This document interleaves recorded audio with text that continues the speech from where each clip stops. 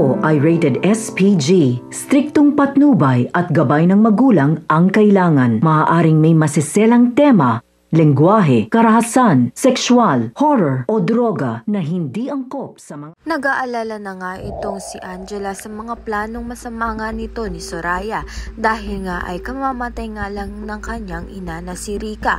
Ay ito ngang si Soraya ay gusto na nga agad na maghiganti kay Ikit.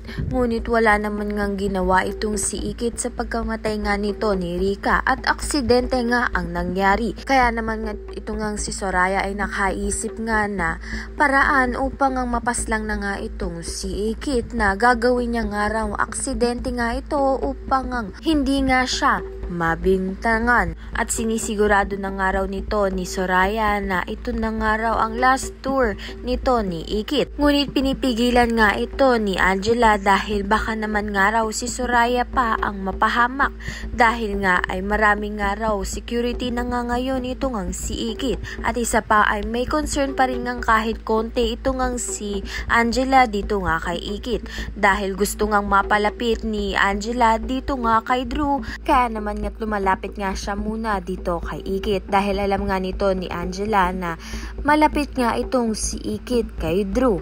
Abangan nga natin kung matuloy pa nga ang masamang plano nga nito ni Soraya o mapigilan nga nito ni Angela. Ayan, at iba pa ang dapat natin pakaabangan. Maraming salamat sa iyong panonood.